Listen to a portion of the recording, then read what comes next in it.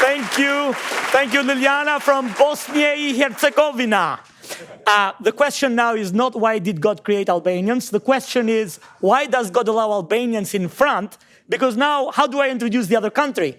If I say she's from North Macedonia, people in my country and in her country say we are from Macedonia. But if I say they are from Macedonia, our brothers and sisters from Greece will say it's North Macedonia. Katerina is coming to bring us the report from...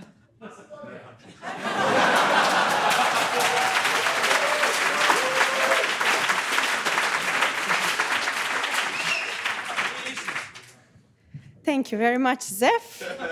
Thank you very much, everybody, for understanding. I'm Katerina, as Zef already said, and I've had the privilege to run the student ministry for 6 years already. And before I start with the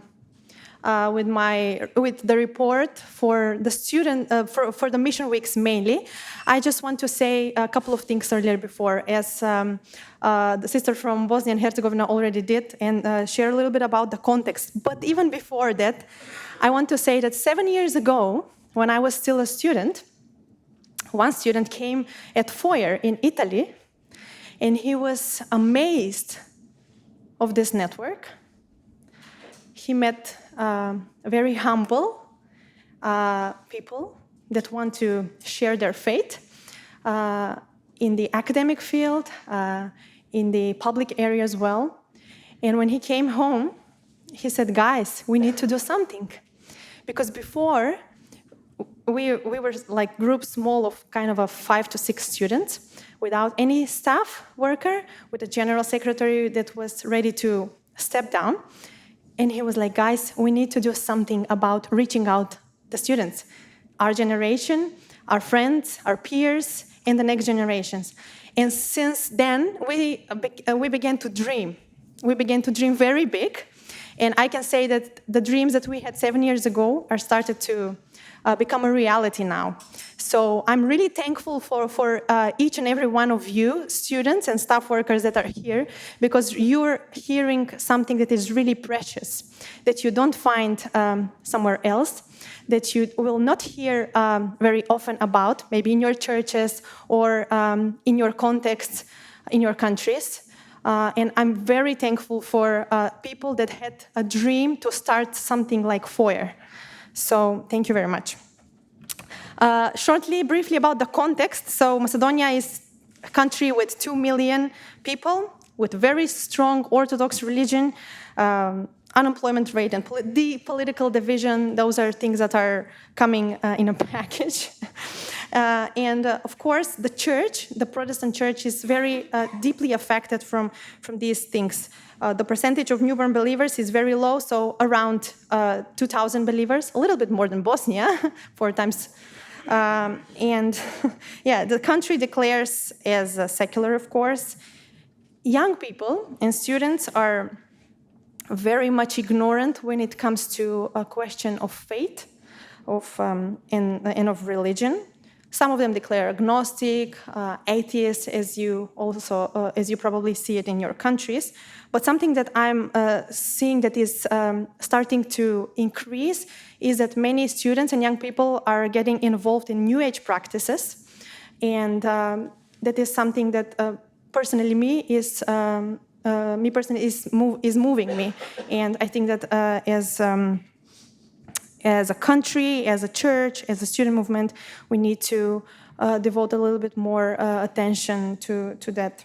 So small churches between 20 and 40 believers, and so on. So enough of the context. I think we're here to hear about the student ministry. So since last Feuer, we had 3 mission weeks in 2 different cities. And the first one that you see is the mission week in Štip, city of Štip, and then city of Skopje, the capital. We had Michael Lotz coming right after Feuer in Greece. And we were one day in Štip, where we were reaching out mainly to Turkish students, because there's a big percentage of Turkish students that go and study there in the field of medicine. And Michael was giving talk on the topic, "Will following my heart set me free?" And we had really interesting discussion. And many students came to. They thought that they are going.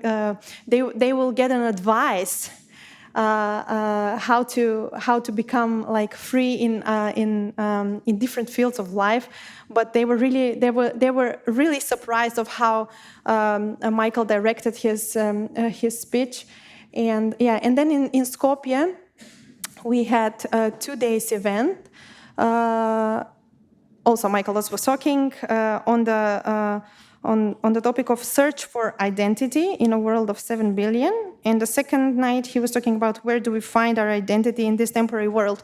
So basically, what we are doing is that, we copy what you guys are doing, and I think that's fine and beautiful. We mainly go to the biggest dorm in the capital that has around 1,000 students living there, and we settle a table there, coffee, cookies, and we try to chat with students. And you see somewhere there is also Michael chatting to some students as well. So that's basically what we did. Can you? Oh, this is my. I have my. Okay, yeah. There is also a video. Can you play it, please?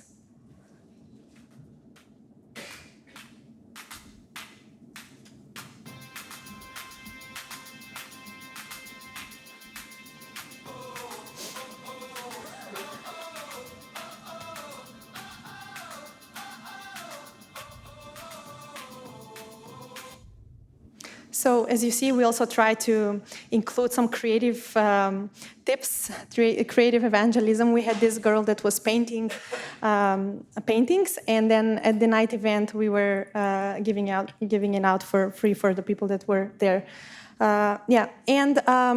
In 23, we had our second mission week, and our guest was Zef from Albania. We were very pleased to have him there, and I think it's this slide, yeah. It was also, the mission week was also held in two cities, city of Štip and the capital. It is very interesting here on this photo. Here on the right side, you see there's our staff there, Jovana, but next to her is standing Turkish guy. And he's not a believer. He was kind of very interested of the Christianity, and he was asking questions, and he was going all the time with her and asking his Turkish colleagues and friends from Turkey to join the event tonight. So that was very precious. How he was there, and he's not even a believer. He was just influenced by his friend that was. That was a believer. So, these 2 days we were in Štip, and then in Skopje, Zef talked about Jesus, the personality of Jesus as man, Jesus as teacher and good shepherd, and then Jesus as God. And then the last mission week that we had was just like 2 weeks ago, only in Skopje. We want to call it mini mission week because it was only there. Sorry, it's hard to speak and then to navigate here. We were thinking as a team, what is the best way to do mission weeks in our context? And we have great speakers here that we can call and they can come from abroad. But we also have good local people that can also contribute. So we have one girl, even though she's a foreigner, she's living already 7 years in Skopje. She used to be a missionary, but she's starting her own small business, coffee shop, where she wants to use it as a place to reach out to to the community, basically. So we were thinking, like, what can we do? How can we use Nicole? And we invited her, and we told her, Nicole, can you speak about business? Because that is very attractive topic about students. You know, everybody wants to start something on their own, so they don't be so dependent on their parents, and in future to be self-sustainable. And she agreed, but we asked from her to include her personal story and the values of the Christian and the values that she is putting into that business. How is she raising up that business? How is she going to lead the business? So to bring a different perspective than a regular person that will just run a business. So we had many students that joined, and it was really a great time. I'm finished with the report, but I just want to share one short testimony that is really encouraging for myself, that is not included in the photos. I'm so sorry. There's one girl that joined our national summer conference in July, and of course, I know her, and we're very close because she is calling me all the time. She's asking advices. She's sharing her life with me because she found a person that she can be vulnerable with and that she can be hurt. And we invited her. She joined. I didn't know that she is not newborn at that point. I was just thinking that she's having troubles in her faith. And on the conference, on the last day, she was so moved that when she went home the same night, she went in her room, locked the door, and she started crying and praying, and she gave her life to Jesus. And then again, she didn't call to tell me, but 2 weeks later, her pastor called my husband, and he told, you know, this girl, Maya, she wants to get baptized. And she wants you and your wife to come, and she wants you to baptize her together with me. And it was, of course, a great joy. We went there, and when she was sharing her testimony, she said that that national summer camp changed her life, and that she is very grateful to have a person that is investing in her, that is here to stand up next to her, to mentor, to help, to give advice, and just to be somebody that she can be close to. And I was really touched because I was like, I'm really trying to see the fruit. I'm really trying to see what God is doing, and I deeply believe that God is doing many things that will come up.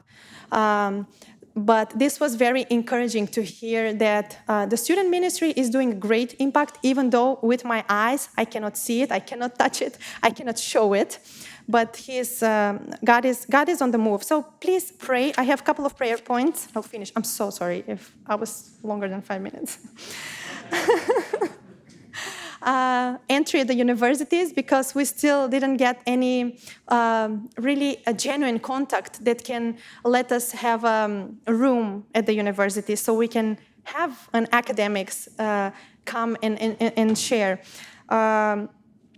Also, pray for the students that are Christians, because they are very ignorant when it comes to sharing their faith everywhere, not only at the university, but everywhere. So it's really a crisis when it comes to that. Pray for the staff team.